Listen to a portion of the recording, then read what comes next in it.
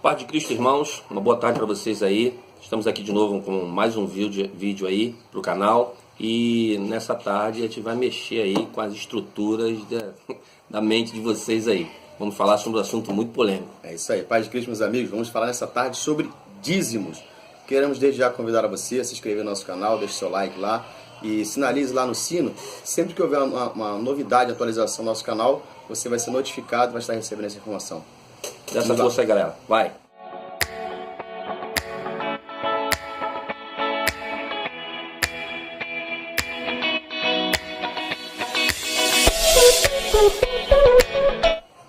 Deus abençoe você. Estamos aqui nessa tarde dispostos a comprar briga com gigante. Nós vamos falar sobre dízimos e oferta. Fala aí, Fabão. Hoje o assunto é sério, né? Bom, nós queremos falar hoje sobre um assunto que desde já nós queremos, eu particularmente, eu quero deixar aqui a minha postura relacionada ao dízimo, tá bom?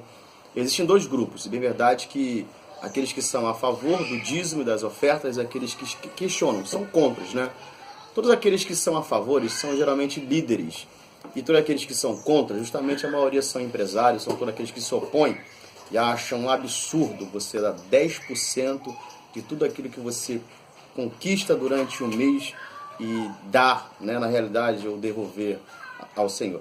Então eu quero desde já dizer uma coisa, tá bom? Eu sou dizimista, eu sou a favor sim, eu acredito que a igreja necessita, desde que haja, né, uma abrangência, desde que seja aplicado esses valores, né, isso de forma correta. Quando a igreja de Cristo há uma boa administração, ela é bem administrada, eu sou a favor, tá bom? Então eu quero desde já aqui me pronunciar, dizer eu sou dizimista e sou a favor. Mas vamos abordar aqui alguns aspectos que parece que alguns líderes, né, se esqueceram, fazem questão de não ensiná-los. Não é isso, Alex? É isso aí. Eu também quero deixar bem claro que ninguém aqui é contra o dízimo de maneira nenhuma, até porque a gente faz parte de uma igreja, de uma comunidade e entende que isso demanda muitos custos, né?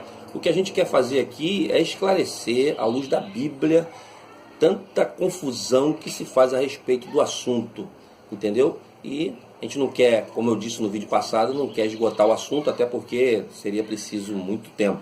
Não é o que a gente dispõe aqui nesse momento, tá bom?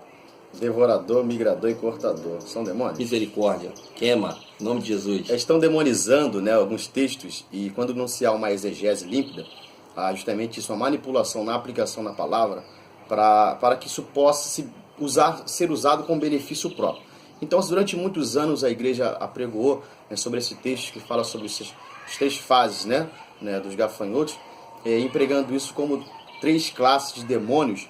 Isso gerou muito medo, então muitos foram dizimistas, temendo que o migrador, o devorador e o cortador não roubassem suas finanças. Então nós vamos aqui nessa tarde aplicar de forma objetiva esse aspecto dízimo. A princípio, qual era a finalidade do dízimo? Quando foi instituído? A primeira vez que surge essa referência. É isso, Alex? Vamos falar agora sobre isso.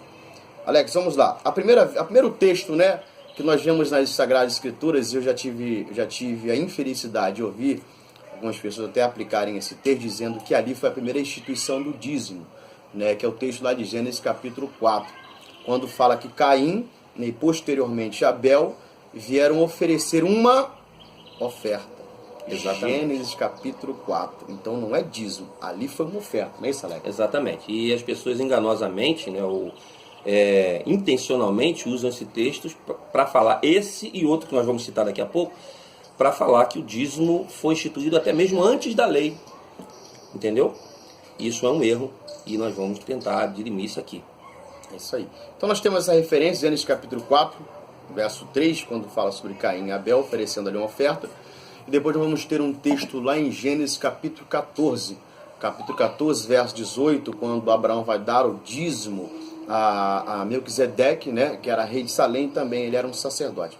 Aí nós vemos ali o texto ali, quando o patriarca Abraão, ele vai dar o dízimo, tudo aquilo que ele possui como de 10%, tudo aquilo ali para Melquisedeque.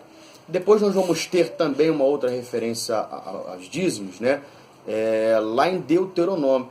Aquela relação, né, Deus, aquela série de leis no Pentateuco, que Deus vai falar sobre quando Deus institui a tribo de Levi, né, que era o terceiro filho de Jacó com Lia, aquela linhagem ali, Deus separou para exercer o ministério, não somente sacerdotal. Né? Da tribo de Levi saíam os músicos e também saíam os sacerdotes. Então nós temos ali toda a aplicação, né, e como seria destinado esse 10% dos rendimentos. Vale se lembrar de que a tribo de Levi, eles não tinham participação política em Israel. Eles não foram relacionados no assentamento de terra. Quando eles passaram a ocupar a terra, eles não tiveram parte na divisão, na distribuição das terras. Então, para essa tribo, foi destinado 10%. E qual era a finalidade desses 10% para essa tribo? A finalidade era manter aqueles que cuidavam da casa do Senhor, manter mesmo sobrevivência, alimentação dos sacerdotes, que eram responsáveis pelo oferecimento dos sacrifícios, né? E é importante ressaltar, como o Fábio bem falou, a tribo era uma tribo, não era uma... E essa tribo não exercia uma única função. Tem gente que pensa que a tribo de Levi era só sacerdote. Não, tinha aqueles que louvavam a Deus, tinha aqueles que mantinham e zelavam pela casa do Senhor, né? E tem um texto muito interessante, né? No capítulo 18, a partir do verso 6, e que demonstra que todos deveriam receber a mesma quantia ou a mesma parte, né, Fábio? É isso aí. Então, ressaltando, Israel é um país, vamos entender dessa forma. Israel é um país e cada tribo era um estado. Existia um estado em Israel que eram responsáveis pela manutenção do templo, oferecer sacrifícios, e também tinha os músicos, né? Os levitas eram músicos. Então eles passavam os dias, né, exercendo o ministério sacerdotal, e aqueles também estudando a música, a composição, louvando, enfim, dessa forma. Então a essa tribo era destinado esses 10%. Esses 10% é por finalidade de manter a alimentação.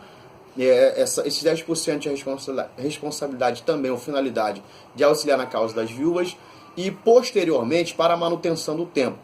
No capítulo 18 de Deuteronômios, verso 6, Deuteronômios, capítulo 18, verso 6 e o verso 7, o texto nos diz assim, ó: se um levita e estiver morando numa das outras cidades de Israel, desejar ir ao lugar de adoração escolhido pelo Senhor Deus, poderá ir quando quiser, conquanto este servirá como sacerdote do Senhor nosso Deus, como fazem os outros levitas que estão ali, e receberá a mesma quantidade de alimentos que os outros sacerdotes recebem. Então existia a partilha que era feita entre eles, e não existia uma distinção. Você recebe mais porque você exerce o ministério sacerdotal. Nós recebemos menos porque nós somos músicos. Eram distribuídos em partes iguais. Mesmo ele não exercendo o sacerdócio, ele tinha a mesma participação. Por quê? Tribo de Levi. Fazia parte da mesma tribo, né? Então existia um critério para essa divisão. Qual é o critério? O critério para receber as contribuições que vinham do povo de Israel era que a pessoa fazia parte da tribo. E não porque desempenhava aquele ou esse papel, mas a partida ou a partilha, a separação era igual para todos eles. Agora eu quero abordar aqui um aspecto aqui importante. A tribo de Levi eram separados para o uso exclusivo da obra, para exercerem um sacrifício e também para estudarem a música. Então eles eram separados, eles eram mantidos para isto, não é isso? Então, assim, qual é a aplicação do dízimo? A aplicação do dízimo para esse povo na antiga aliança, né? Para o povo veterotestamentário, o Antigo Testamento, o uso desses rendimentos era para se manter, né? Para mantê-los. Então, assim, eles eram separados, eles eram mantidos pelas demais tribos para estarem à disposição. Mas há uma aplicação errada hoje. Não existe uma aplicação errada? Pregamos sobre o dízimo. Qual a finalidade do dízimo hoje? A finalidade do dízimo hoje deveria ser auxiliar aqueles da comunidade cristã que estão desempregados, estão atravessando por momentos como o nosso país está atravessando. Deve ser também para a manutenção do templo, mas também deve ser para auxiliar aqueles que são separados para viverem do ministério. Mas é o que ocorre isso hoje em dia, Alex? Claro que não. Claro que não. Hoje, é uma divisão. Hoje existe só quem recebe, né? Se é que podemos dizer aqui, são os pastores, né? Presidente. E não estamos dizendo aqui que eles não são merecedores em momento nenhum, pelo contrário.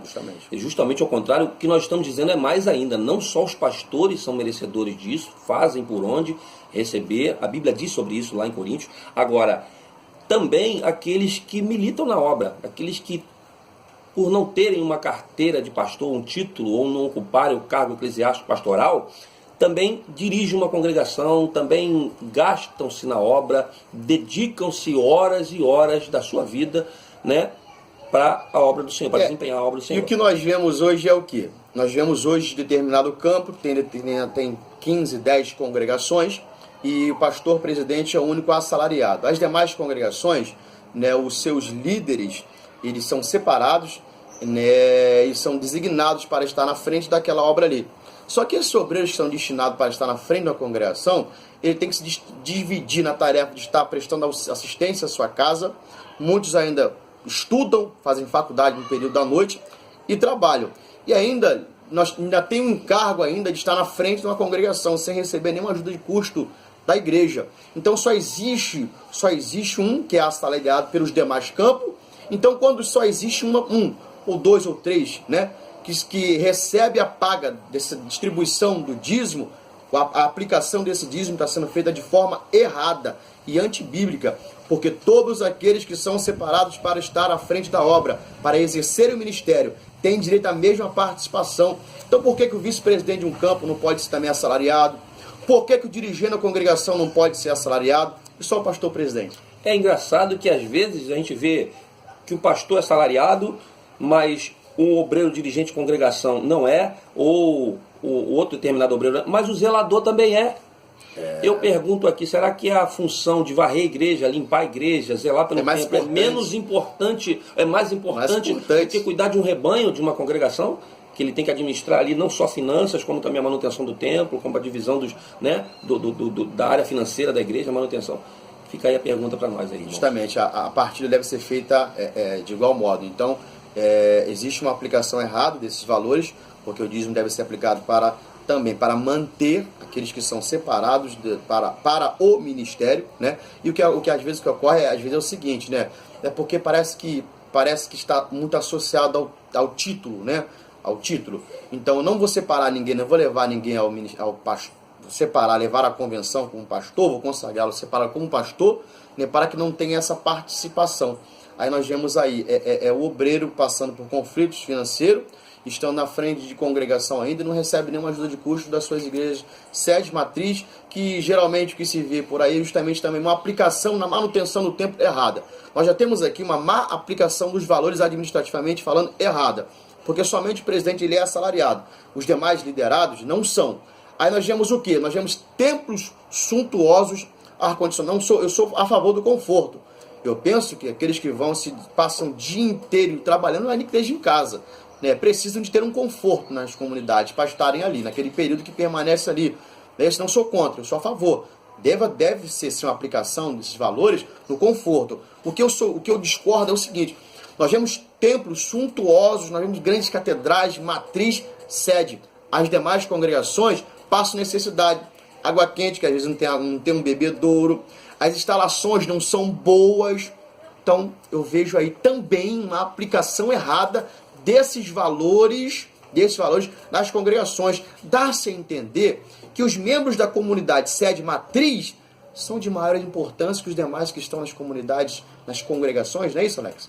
Exatamente. Eu quero lembrar vocês que nós estamos abordando aqui, nós fazemos parte do pentecostalismo, nós somos pentecostais, e aquilo que nós estamos falando aqui, dizimistas, e aquilo que nós estamos falando aqui se resume diretamente às igrejas pentecostais. Não estou falando nem das neopentecostais, porque neopentecostais nós deveríamos e poderíamos abordar aqui várias coisas aqui hereges. Nós estamos falando disso não, tá? Estamos pegando um pouco mais leve, falando das igrejas pentecostais tradicionais.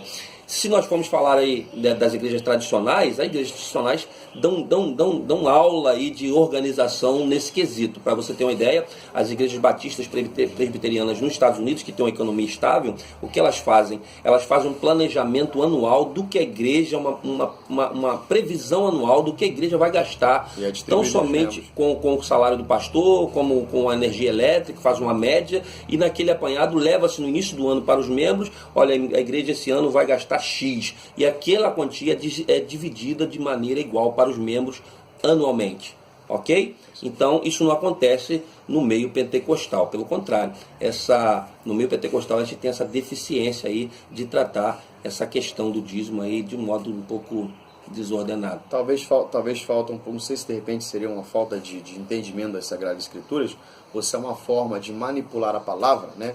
O que os líderes eles têm medo. E sem falar em outros aspectos, né? Que as igrejas pentecostais elas têm por hábito constranger os seus membros, né? Manipulando a palavra e assim os obrigando, né? A serem dizimistas. Um exemplo, uma pessoa que está passando por um processo difícil, está desempregado, né? O nosso país está em crise de uma vez mais, e ela está desempregada, então não sei o período que ela permaneceu desempregada. Então houve uma queda nos rendimentos familiares. Ela não está devolvendo o dízimo, né, contribuindo com a comunidade, nos valores que ela vinha mantendo há muito tempo. Então ela deixa de receber uma oportunidade na igreja, ela não é separada ao ministério, ela não pode estar na frente de uma congregação, não pode estar trazendo um ensinamento. Por quê? Porque a condição dela é de não ser dizimista. E mais ainda, né, Flávio? Tem a questão da bendita, abençoada listinha no quadro. Eita, você não é dizimista ou não entregou o dízimo por algum motivo, alguma razão que fugiu ao seu controle, e sem contar que nós muitas vezes somos desorganizados mesmo, vamos admitir isso. Mas às vezes você vai para a igreja sempre alegre e você chega lá no quadro e você vê a relação dos dizimistas, você lá... Quadro de avisos com os nomes dos dizimistas. Isso, mas não vê o seu. Dentro do templo. O que seria isso? Uma forma de constranger os demais irmãos que não estão dizimando a dizimarem. Aí vale fazer uma pergunta a você que está nos assistindo através desse vídeo. Quero lhe fazer uma pergunta. A Bíblia não é o manual suficiente para me ensinar e me incentivar a dar o dízimo?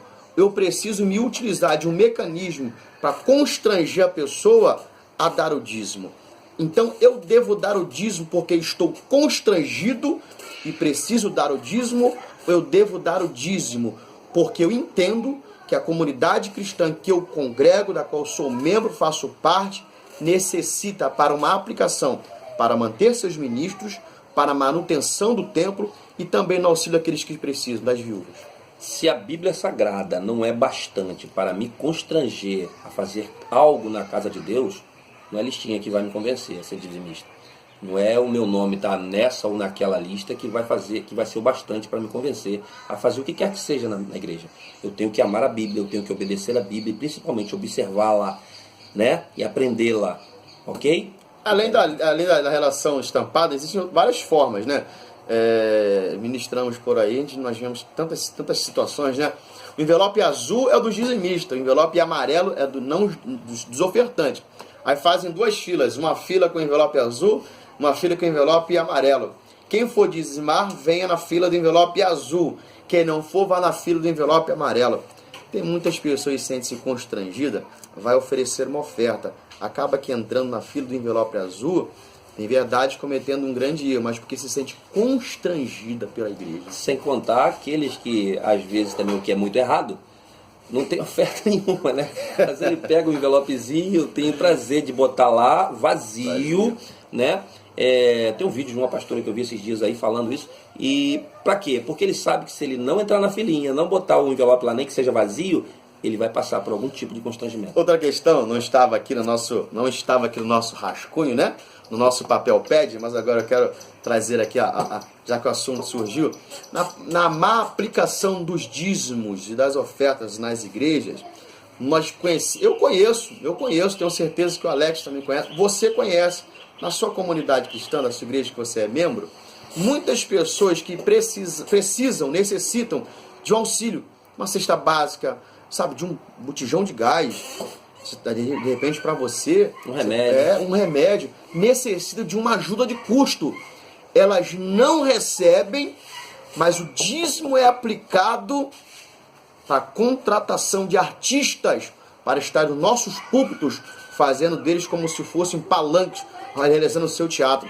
Eu pego o dízimo que a igreja, a arrecadação de dízimo, ao invés de auxiliar o membro da minha comunidade, eu estou pagando cachês altíssimos para artistas, pregadores e cantores. Que chega na igreja com o carro do ano, né? Isso é bom falar isso aí, né, Fabão? Justamente, o irmão vai a pé, né? Conta de luz atrasada, sem botijão de gás. Gente, eu acho que essa altura do vídeo aí, que já estamos com 19 minutos de vídeo, é bem importante falar. Ninguém aqui é contra o dízimo, não.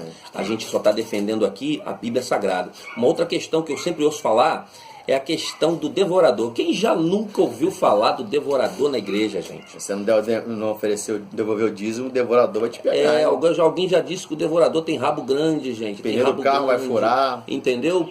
Então, a Bíblia não fala nada disso, gente.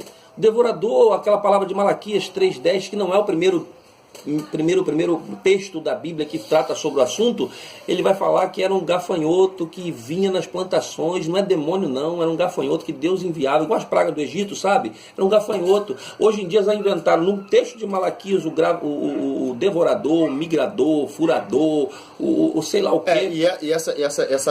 Essas fases, né, esses gafanhotos, estava diretamente relacionado à condição espiritual de Israel naquele período, que estava em apostasia.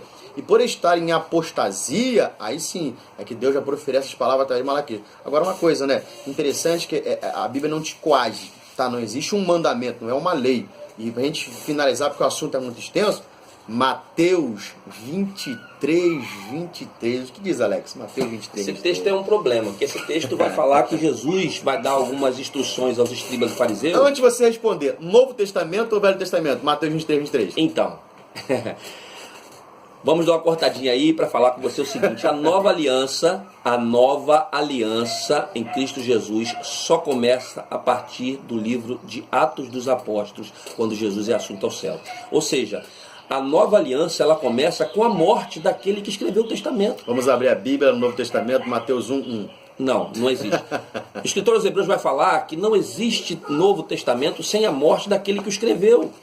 E Jesus só morre no final dos evangelhos, e quando lá em Atos dos Apóstolos, capítulo 1, ele ressuscita. Com isso começa a nova aliança. Sendo assim, em Mateus 23 e todos os textos que tratam sobre o assunto, em Mateus, Marcos, Lucas e João, ainda estão na velha aliança. Jesus vivia ainda sob a velha aliança. Os escribas e fariseus que receberam a instrução de Jesus em Mateus 23, 23, ainda viviam sob o jugo da velha aliança, porque Jesus ainda não tinha morrido e nem tampouco ressuscitado. No Novo Testamento, Hebreus, só tem uma referência ao que já havia sido citado em Gênesis capítulo 14. Hebreus capítulo 7 faz uma referência à situação de Abraão oferecendo a 10ª parte a Melquisedeque. Então, assim, ainda na antiga aliança, Mateus 23, 23, Jesus, naquele capítulo, vem censurando os fariseus. Aquele capítulo inteiro ele vem censurando. Versículo 23, preste atenção no que Jesus está dizendo. Versículo 23, ai de vocês, mestres da lei, e fariseus, hipócritas, pois vocês dão a Deus a 10ª parte, até mesmo da hortelã, da erva doce e do cominho, mas não obedece os mandamentos mais importantes. Então, olha só, vamos parar aqui. O dízimo é colocado nas nossas igrejas hoje não como pré-requisito necessário, mas como principal. E a salvação até condicionada à questão de ser dizimista ou não. Tem um vídeo do R.R. Soares, que depois a gente pode colocar aqui para você ver, que um ouvinte... Então vamos lá. Missionário, eu gostaria de saber a respeito pelo fato da pessoa ela não ser fiel no dízimo. Isso influencia na salvação dela? Mas completamente. O dízimo, quando a pessoa entende, está lá em Malaquias, o relato mais completo. Outras partes da Bíblia falam sobre o dízimo. Mas em Malaquias capítulo 3, todo mundo devia conhecer o que Deus fala aqui, porque isso aqui pode levar você para a perdição eterna. Que pode levar você para a perdição eterna. O camarada pergunta, quem não é dizimista vai para o inferno? E R.R. Soares, convenientemente, vai, claro que vai para o inferno. Poxa, Afinal de contas, ele precisa do dízimo para manter, né? aquela estrutura toda, A né? estrutura da igreja, ele precisa manter os programas de televisão. Não sou contra também. Então, Mas não é o pré-requisito necessário, é fundamental. Então Jesus está dizendo o seguinte, que eles dão a 10ª, mas eles não obedecem mandamentos mais importantes, que são serem justos com os outros, serem bondosos e de serem honestos. De nada adianta você pregar, você ser dizimista, mas você não ser bondoso, você não ser justo, você não ser honesto. Então, dízimo não é a condição mais importante, é necessária para manter essa estrutura. Agora, na questão da aplicação dos dízimos, né, cabe a você, líder de igreja, departamento, você dirigente de congregação, quero lhe fazer uma pergunta. Você tem beneficiado esses artistas gospel pagando para estar assumindo as suas tribunas e tem ignorado a causa justa e nobre do Evangelho, que é de você auxiliar as viúvas da comunidade onde a igreja está situada. Deus vai cobrar você, hein? A igreja está situada numa comunidade para influenciar aquela região ali. Então, o que acontece? Você aplica esses valores de forma errada e tem irmão da sua comunidade, da sua igreja, passando necessidade. E não é você está assistido. aplicando de forma errada esse texto. Exatamente. Ok?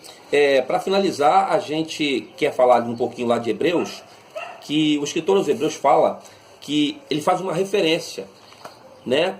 Que ele usa o texto, a passagem de Melquisedeque, Abraão entregando a 10ª dos seus bens a Melquisedeque, como uma referência para que hoje a igreja contribua. A partir do capítulo 2 de Atos dos Apóstolos, a ordenança para a igreja é contribuir, é oferta, é ofertar o de melhor, ok? E o dízimo é usado como uma referência, ou seja, se eu não tenho uma referência, eu posso sim seguir a ordenança da Bíblia, o exemplo bíblico do Antigo Testamento, como usando a 10ª, ok? Sem nenhum tipo de constrangimento, sem nenhum tipo de pressão psicológica. Deus não vai encolher a sua mão grande, como eu já ouvi, se você com a sua mão pequenininha não abrir para... Isso é mentira, ok? A salvação do crente é pelo sacrifício vicário de Jesus na cruz do Calvário, e não porque eu sou ou deixo de ser dizimista. Se fosse assim, o sacrifício de Jesus não tinha nenhum valor. Deus abençoa quem deliberadamente contribui com a obra. Deus é abençoador daqueles que sabem também abençoar. Então você não precisa se sentir constrangido, né, ou obrigado a você dar o seu dízimo, devolver o seu dízimo. Mas que você tenha a consciência de que a igreja precisa para manter essa estrutura, de que você cultua a Deus durante os dias semanais, existem gastos relacionados a isso, né, a liderança necessita de aplicar esses valores, né, mas, pastor, por favor, repense na questão de assalariar os seus liderados também, aqueles que fazem parte do seu ministério, aquele obreiro que está na frente da congregação, que não recebe nenhuma ajuda de custo, a não ser a passagem, e quando o obreiro vai de carro, ainda diz que a responsabilidade, caso haja uma quebra, um acidente, é do obreiro, porque está enviando para a congregação o obreiro, não o carro. E outra coisa que eu quero falar aqui, Encerra rapidamente, a minha participação. eu quero falar aqui rapidamente a questão da hipocrisia. Independente de você concordar ou não com o dízimo, ok? Você faz parte de uma comunidade. Se você é cristão, você faz parte de uma comunidade. E naquela comunidade existem gastos com luz, água, ok? Despesas diversas. Você seria hipócrita se não contribuir para essa congregação. Dê o nome que você quiser, dízimo ou oferta. O importante é que você se desprenda das coisas materiais em prol de um bem maior, em prol de uma causa maior, o avanço do reino de Deus. Então não deixe de ser dizimista, não deixe de cooperar. Eu quero reiterar aqui o nosso compromisso em contribuir com a obra de Deus, ser dizimista sim. Nós o que estamos fazendo aqui é esclarecer aquilo que é muitas vezes demonizado, que a palavra de Deus não faz, ok? E outra coisa é a transparência na prestação de conta. Pastor, você não está lidando com dinheiro seu. Tesoureiro, você não está lidando com dinheiro seu, você está lidando com dinheiro dos outros, dinheiro da igreja. Então é muito importante que os relatórios sejam prestados com transparência, ok? Para que as pessoas sejam impulsionadas a contribuir cada vez mais com o avanço do reino dos céus. A Bíblia diz que em Atos dos Apóstolos que todos, não só os apóstolos, todos os membros daquela comunidade tinham tudo em comum. Amém? Tudo em comum. tudo em comum. A referência citada aqui em Deuteronômio diz que todos tinham a mesma parte, tinham o mesmo direito. Porque não pode, às vezes, a gente estar beneficiando demasiadamente alguns e outros estão padecendo necessidade. Exatamente. Quando o pregador vai na igreja lá, deixa eu ficar quieto, vou terminar por aí, tá bom? No próximo título. Próximo título. Olha, gente, vamos parar por aqui. A gente prometeu falar sobre prosperidade, mas esse tema cutucou a gente a semana toda aqui. O Fábio estava doido para falar sobre isso. Na próxima, Teologia da Prosperidade, ok? Se inscreva no canal, dá um likezinho aí, ok? Você vai ajudar a gente aqui. O intuito aqui do canal não é ganhar dinheiro, não é ser youtuber, nada disso. É um instrumento que nós temos aqui para expor aquilo que nós vemos nas escrituras, mas não nos púlpitos. Confrontarmos aquilo que não está de acordo com a palavra também. Ok? Fique na paz, Deus te abençoe aí, fique com Deus e até o próximo vídeo.